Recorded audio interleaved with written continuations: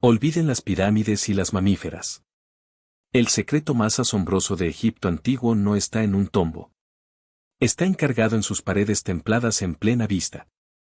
Por 3.000 años, los egipcios construyeron su civilización con una visión de creación y fertilidad tan radical que todavía nos asombra hoy. Su historia de creación sagrada comenzó no con una palabra divina, sino con un acto de placer cósmico. Sus feroces, considerados dioses vivos, fueron esperados a casarse con sus hermanas para mantener una línea sanguínea pura. Y sus grandes fiestas públicas no eran ceremonias sombras, sino grandes celebraciones abiertas de vida y procreación, dirigidas por los priestos del dios de la fertilidad perpetualmente arrasada, Min. Pero aquí es lo que hace esto realmente remarcable. Esto no era un culto fingido o una práctica oculta.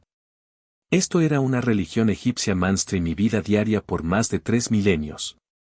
Mientras otras civilizaciones antiguas estaban desarrollando conceptos de modestidad y vergüenza, los egipcios mantuvieron fiestas públicas celebrando la fertilidad y la vida. No tenían palabra para la virginidad. Las mujeres tenían libertades que no se verían de nuevo por miles de años. Entendieron la anatomía humana y el control del nacimiento mejor que los médicos europeos hasta los siglos de los siglos. Así que acompáñanos, porque estamos a punto de explorar cómo la civilización más sucesiva en la historia humana puso la creación de la vida en el centro de todo y por qué la sociedad moderna puede haber entendido mal su sabiduría. Empecemos con la historia más extraordinaria de la creación que nunca habéis oído. Olvidar a Adán y Eve. Olvidar el Big Bang. Los egipcios antiguos creían que el universo comenzó con la generación divina de sí misma. Y no estoy hablando de alguna mitología obscura escondida en escarabajos. Esta fue la historia oficial de cómo todo vino a existir, enseñado en templos, celebrado en festivales y literalmente cargado en paredes de pirámide. El dios Atum, flotando solo en las aguas primordiales del caos, no tenía compañero. Entonces, ¿qué hizo él? Creó a través de su propio poder divino, literalmente trasladando a la existencia a través de la generación solitaria. Y de ese acto singular vinieron los primeros dioses, los primeros humanos y, finalmente, toda una civilización que haría de la creación la cruzada de su religión. Aquí es donde es realmente fascinante. No lo vieron tan crudo o desgraciado. Lo vieron como el acto más sagrado de la existencia y esperen hasta que escuchen lo que hicieron para honrarlo. El mito de la creación heliopolítica, grabado en los textos de la pirámide, de 2400 BCE, explícitamente describe cómo Atum realizó el primer acto creativo. Los textos jeroglíficos son sorprendentemente detallados. Atum es describido como el que creó a sí mismo, quien se convirtió en ser y generó a Su y a Tefnut de él mismo.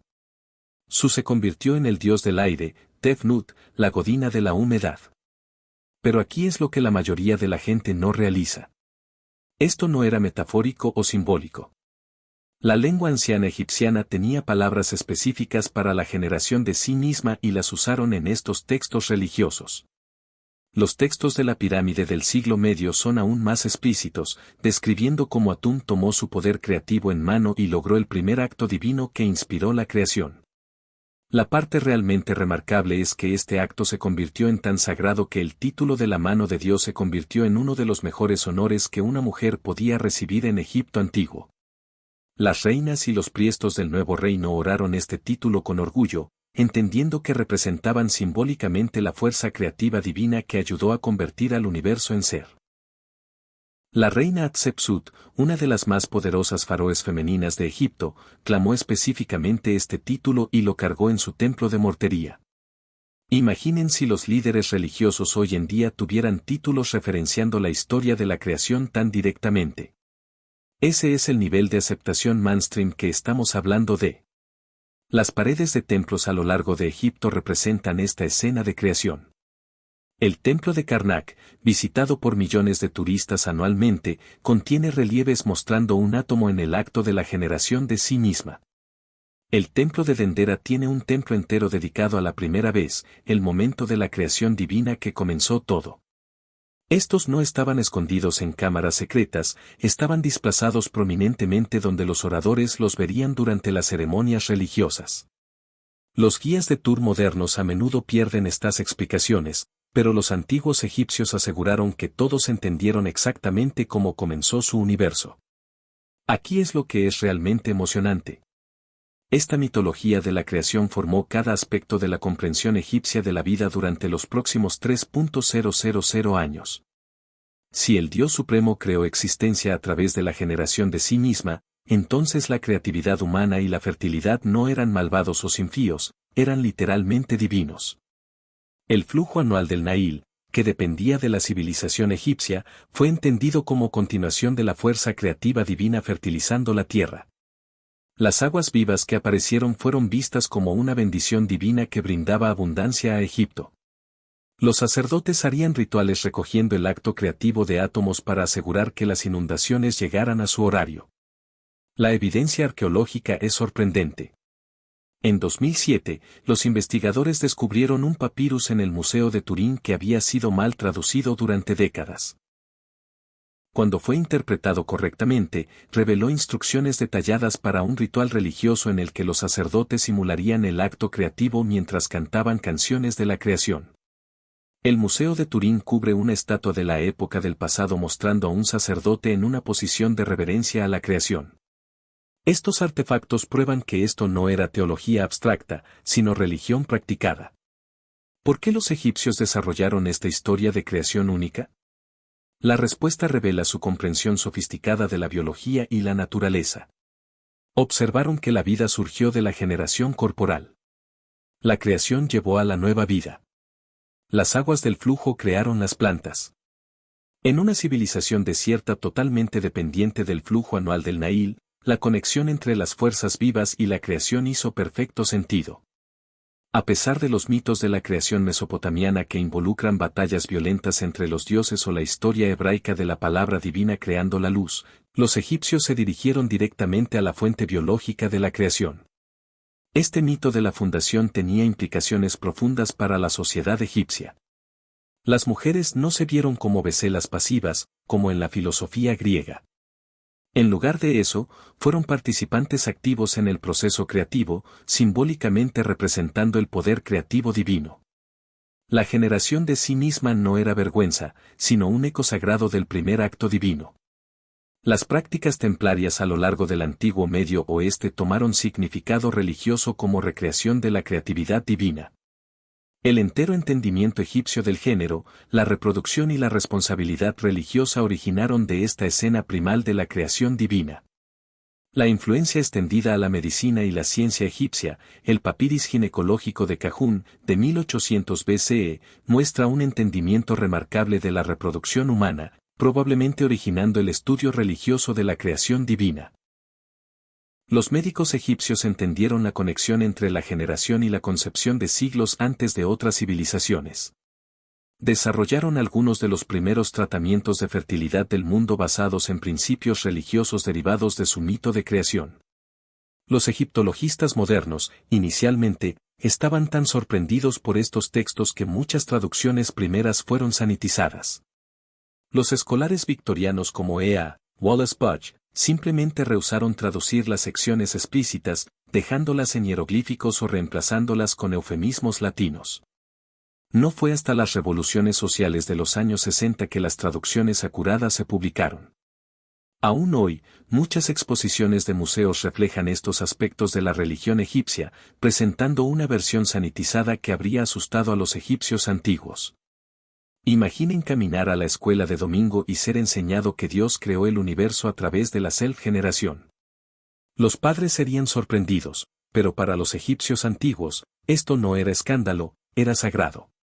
Mientras escondemos las discusiones de la creación detrás de eufemismos, ellos las cargaron en las paredes de los templos.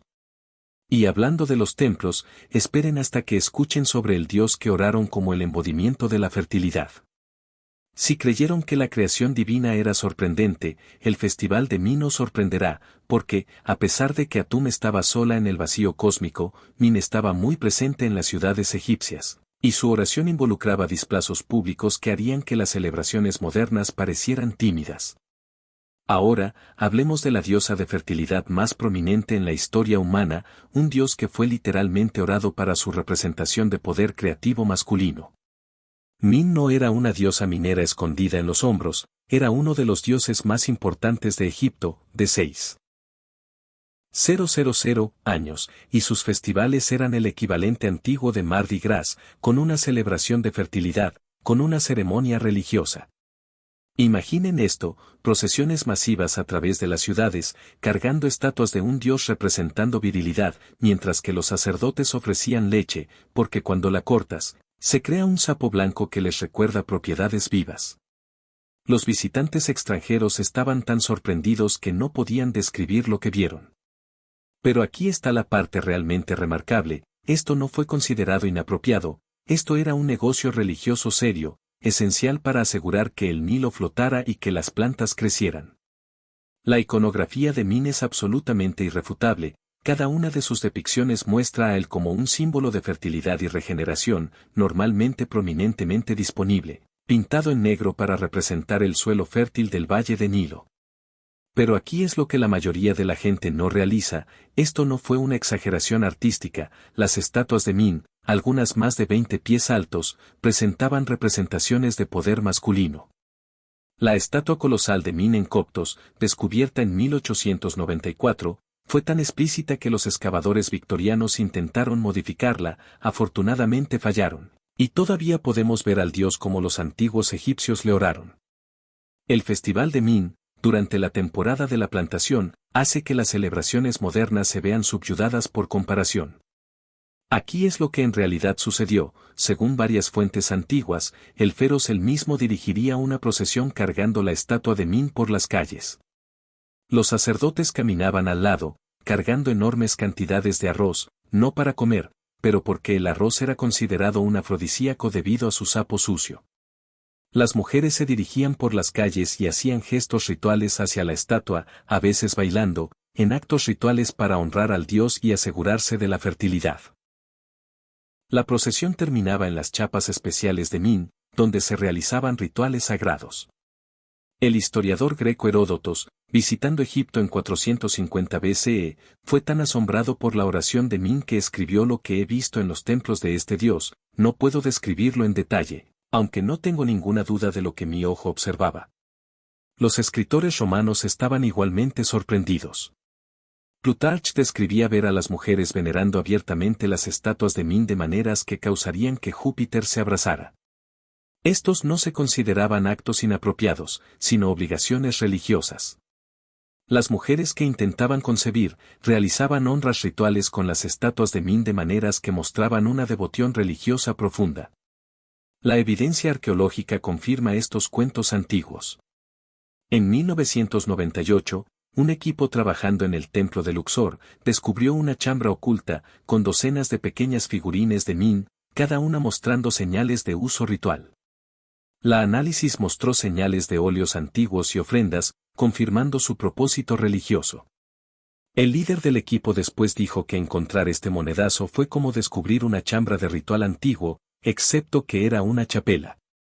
Las figurines se dataron de varias épocas, mostrando que esta práctica continuó por miles de años.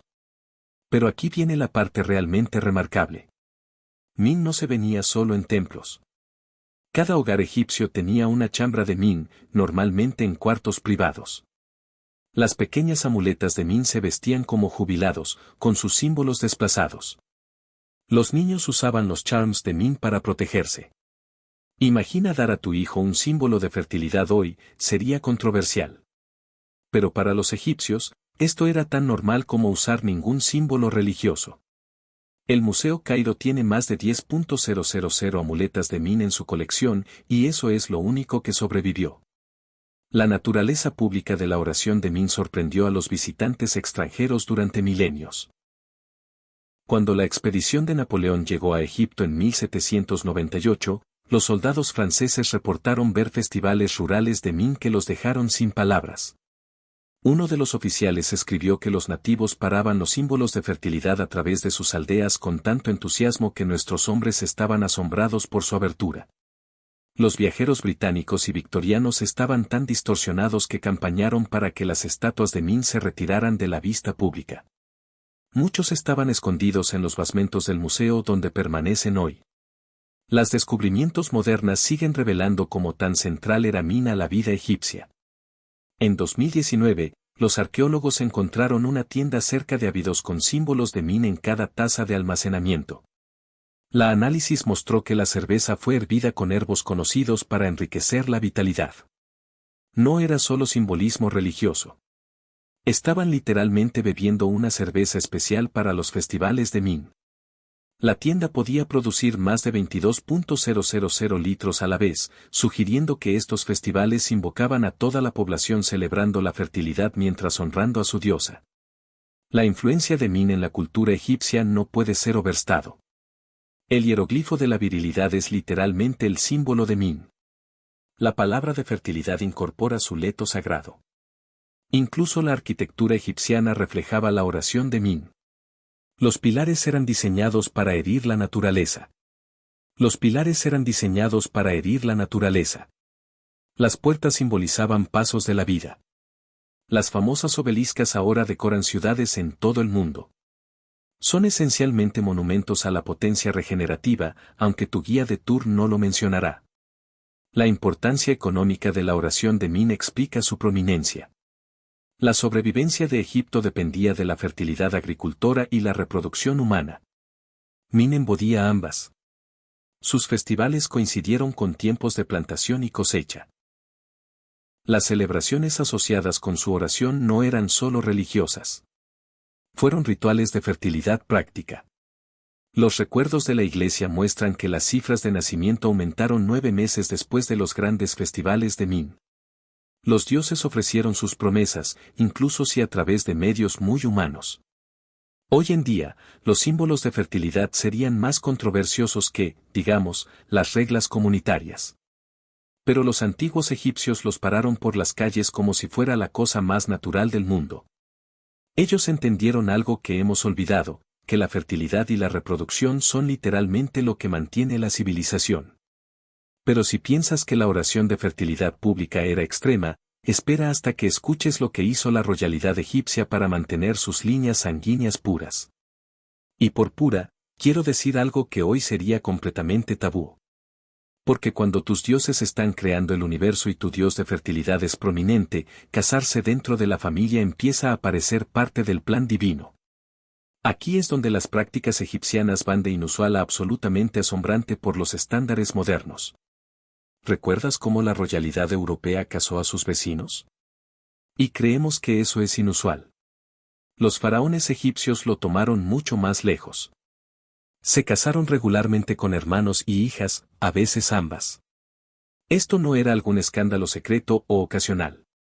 La intermarria royal era una política oficial, un deber religioso y la fundación del reino divino ha tenido una herencia religiosa durante más de 3.000 años. Hablamos de una civilización en la que los padres de Tutankamón eran hermanos completos, en la que Cleopatra casó a 2 de sus hermanos y en la que Rameses II casó a varias de sus hijas. Los resultados de los testos genéticos en las mamás son tan inusuales que los científicos inicialmente pensaban que sus equipos estaban mal funcionando. Pero aquí está la parte realmente compleja. Ellos tenían una justificación religiosa que hizo perfecto sentido en su perspectiva mundial. Empecemos con el ejemplo más famoso, el rey Tutankamón.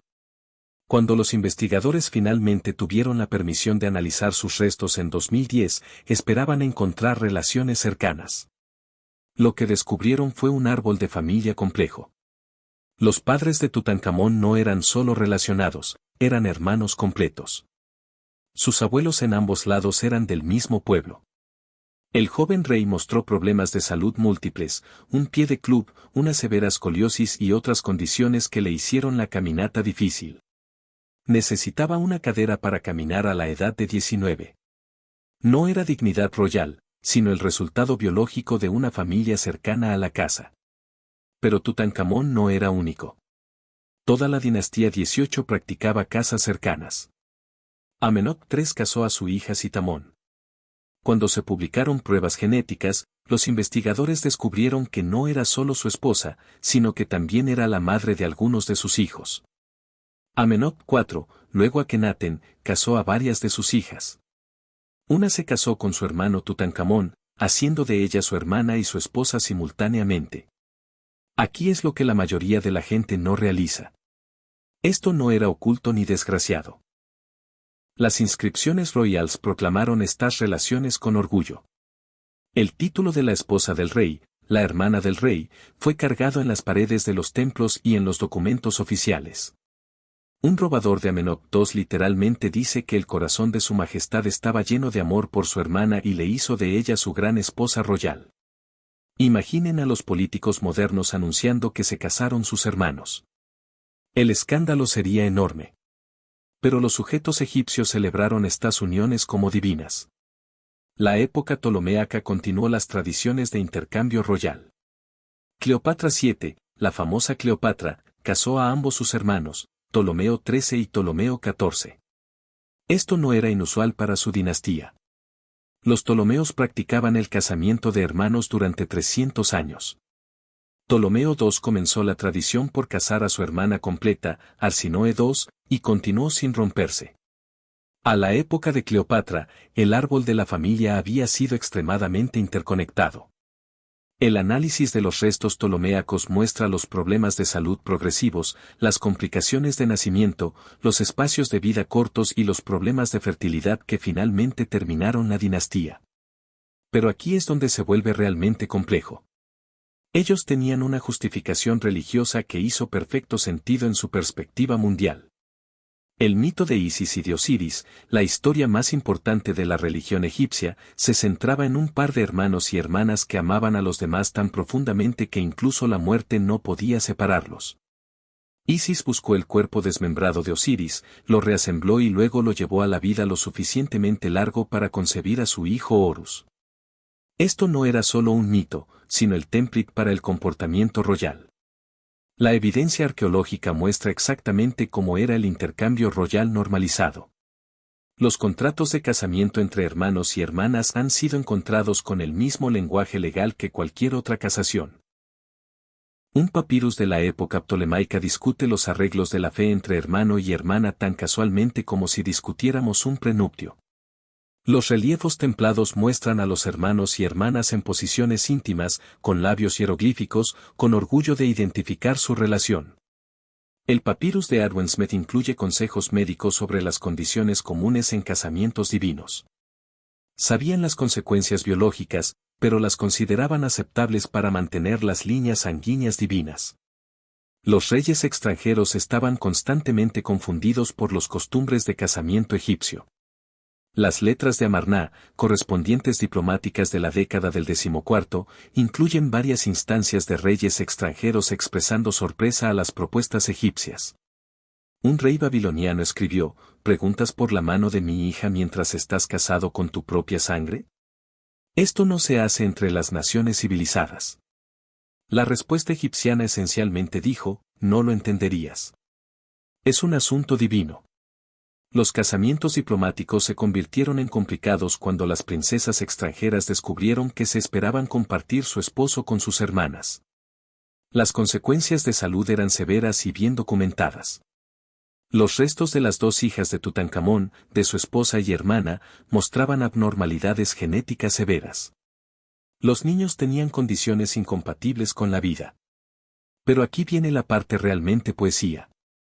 Los egipcios mamificaron a estos infantes trágicos con el mismo cuidado que los reyes saludables, creyendo que se volverían perfectos en el desierto. Sabían el costo físico, pero priorizaron la puridad divina.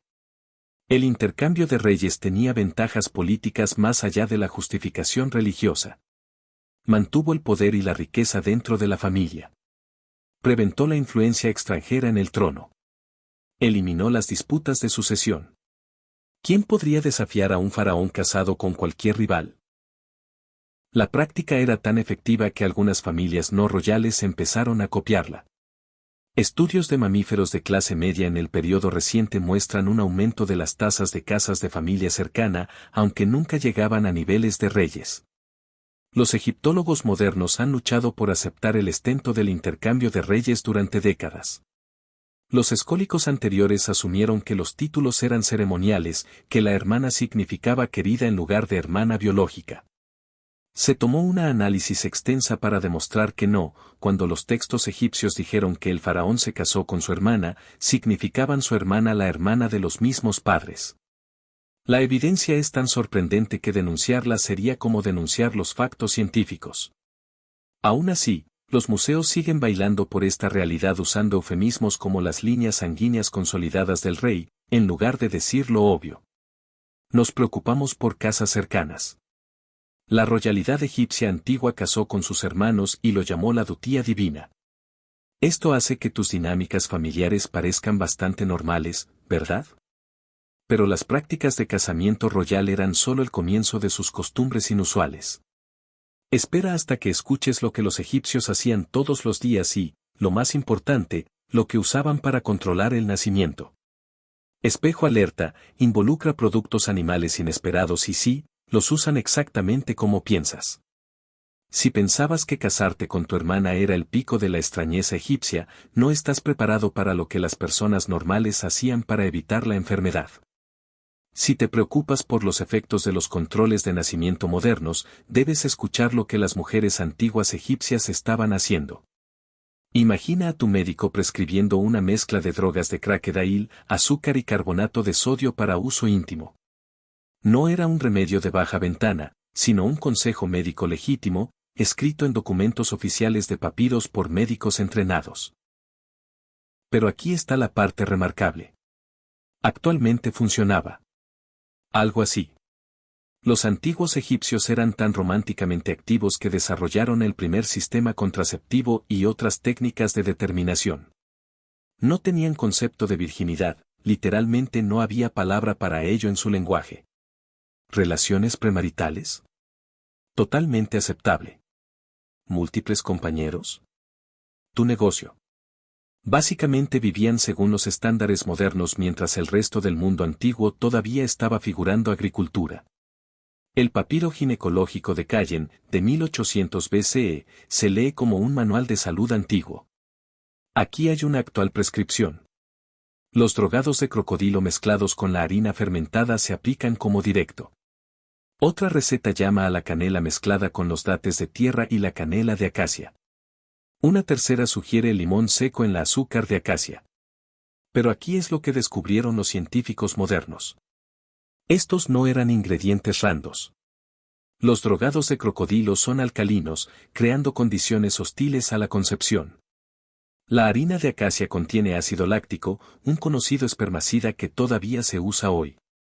El azúcar creó una barrera, mientras que también tenía propiedades antimicrobiales. Estos métodos de control de la nación antiguos tenían una base científica actual. El papirus de Iberia, de 1550 BCE, es aún más detallado. Describe un pecero hecho de carbonato de sodio mezclado con azúcar. Las instrucciones especifican las medidas exactas y el tiempo. Otro método involucraba una mezcla de los dates de tierra, acacia y azúcar en un pan de hielo. El papirus incluso incluye ratos de efectividad. Algunos métodos fueron marcados como probados, mientras que otros estaban bajo observación. Estaban realizando tratamientos clínicos 3.500 ACE. La medicina moderna existía. Pero, espera, se vuelve más sofisticada. Las mujeres egipcias entendieron ciclos de fertilidad. El papirus de Berlín describe días contados desde la menstruación para identificar periodos fériles. A pesar de no ser perfectamente acurados, muestra un entendimiento biológico remarcable para la edad bronca. También tenían pruebas de enfermedad. Las mujeres urinaban en bolsas de hielo y arroz. Si el hielo se espantaba, predicaba a un niño. El arroz significaba a una chica. Ni siquiera significaba no estar embarazada. La prueba moderna descubrió que este método actualmente tiene un 70% de acuración debido a hormonas en la orina de mujeres embarazadas que afectan la germinación de semillas. La evidencia arqueológica apoya estas fuentes texturales. Excavaciones en Deir el-Medina, el pueblo de los construyentes de Thomas Royals, descubrieron numerosos dispositivos contraceptivos, pequeños implementos de bronce para remover pesares, vasos de cerámica con residuos matando recetas contraceptivas, incluso materiales especializados, una silla de examinación que podía ser convertida para varios usos. Estos trabajadores no eran élitos, eran de clase media. Si los construyentes de Thomas tenían esta tecnología, la contracepción era la principal en la sociedad egipciana. Aquí está lo que es realmente revolucionario, la libertad personal de las mujeres egipcias. La ausencia de un concepto de virginidad significaba que las mujeres no eran propiedad para ser transferidas puramente de padre a marido. Los contratos de casamiento muestran a las mujeres manteniendo su propia propiedad, iniciando el divorcio y acusando de alimentos. La constitucionalidad de Taotpe encarga a los hombres de asegurar la satisfacción de sus esposas en todos los aspectos de la casación. Comparamos esto con la Grecia antigua, donde las mujeres estaban cerradas en cuartos separados, o la Roma antigua, donde la infidelidad de una mujer era punida por la muerte. Los papeles de divorcio revelan la naturaleza casual de las relaciones egipcias. Un documento del siglo XII dice que si traes a otra mujer a tu cama, te dejaré y tomaré mi propiedad. No es una enoja, sino una simple declaración de consecuencias. Otro divorcio lista la incompatibilidad como un grado para la separación. Las mujeres podrían literalmente divorciar a sus esposas por cualquier razón. Intenta encontrar que en otros códigos antiguos legales. El papiro de Turín, a menudo llamado el primer material educativo del mundo sobre la intimidad, no fue en realidad escándalo. Fue educativo. Dando a 1150 BCE, muestra varias posiciones y técnicas con texto de acompañamiento. Pero aquí está el detalle crucial. Incluye consejos contraceptivos para cada posición. Este no fue un material oculto, sino una instrucción práctica para las esposas casadas. El hecho de que sobrevivió muestra que no fue considerado desgraciado o valiente de destruir. Incluso el acompañamiento profesional fue regulado y protegido. El término harentu refería a compañeros de templo que servían a dioses de fertilidad. Pero también existían trabajadores seculares y tenían derechos legales. Los contratos sobrevivieron, mostrando a trabajadores acusando a clientes de no pagar. Uno de los papiros recuerda a un trabajador sucesivamente acusando de propiedad contra un cliente que trató de matarla. Tenían mejor protección legal que los trabajadores en muchos países modernos. La comprensión médica egipciana de la reproducción fue remarcablemente avanzada. Reconocieron que ambos hombres y mujeres contribuyeron a la concepción, revolucionaria cuando otras culturas creían que las mujeres eran solo vasos para la semilla masculina. El papiro Kaun describe examinar condiciones cervicales para determinar la fertilidad. Entendieron la conexión entre la menstruación y la enfermedad. Incluso intentaron tratamientos de fertilidad, incluyendo fumigación con incienso para abrir la semilla. La aceptación social de la contracepción revela el pragmatismo egipciano. En un río Narro dependiente de inundaciones anuales, el control de la población fue esencial. Tantos niños sufrieron hambre cuando no hubo inundaciones. La contracepción no fue solo una elección personal. Fue una responsabilidad social. Las inscripciones de los templos aplauden a las mujeres que sabían cuándo abrir y cerrar las semillas. La planificación de la familia fue una dutía religiosa, no una rebelión contra la naturaleza. Aún estamos discutiendo sobre el control de la semilla en el 2024, mientras que los ancianos egipcios enviaban inscripciones de Crocodiles 4.000 años atrás. Tenían más libertad personal que algunas sociedades hoy en día. Pero si piensas que sus vidas románticas terrestres fueron liberadas, espera hasta que escuches lo que crees que sucedió después de la muerte. Porque, aparentemente, morir no significa que la fiesta se acabó. Solo se empezó en el desierto. Y cuando te digo que hicieron para preparar sus cuerpos para la vitalidad eterna, vas a entender por qué los arqueólogos victoriosos pasaron tanto tiempo censurando sus descubrimientos. La mayoría de las religiones prometían paz, armonía, tal vez unas sombras y nubes en el desierto. Los ancianos egipcios prometían la vitalidad eterna y el placer. No estoy exagerando. Literalmente creían que la muerte era solo el comienzo de un paraíso infinito de regeneración y alegría. Y se preparaban para ello como si se prepararan para el viaje más importante del mundo. Hablamos de una civilización que preparó cuerpos con técnicas especiales de preservación para asegurar la vitalidad eterna. ¿Por qué? Porque, ¿cómo más se suponía que se disfrutara el desierto? El papirus de Turín no es algún material antiguo escondido en la tumba de alguien. Es un manual de instrucciones para la disfrutación eterna. Ellos burlaron a la gente con objetos para el placer personal. La tumba de Tutankamón no era solo llena de oro. Fue equipada para la vitalidad eterna. Esto no es especulación. Tenemos la evidencia para probarlo. Empecemos con la descubrimiento más asombrosa. Cuando los investigadores comenzaron a analizar mamíferos en los primeros años de los 2000, encontraron algo que les hizo preguntar su equipamiento. Los cuerpos habían sido preparados con técnicas especiales para preservar la vitalidad para la eternidad.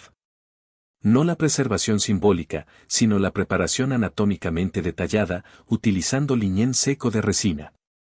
La tumba de Tutankamón muestra esta preparación. Rameses II la muestra. Incluso mamíferos no royales de la época antigua muestran evidencias de técnicas especiales de preservación. Este no era el vandalismo de los robos, sino la práctica de mamificación estándar. Los textos religiosos explican por qué. El libro de los muertos, el manual de instrucción para navegar el desierto, contiene espellos específicamente para mantener la vitalidad en el campo de lecciones. El espello 69 asegura que el muerto tendrá poder para la eternidad. Otro espello promete la juventud eterna y vigor. El desierto no se trataba de tocar arpas en las nubes. Se trataba de la juventud eterna, la belleza y la satisfacción infinita con quien quieras. Pero aquí es donde es realmente remarcable.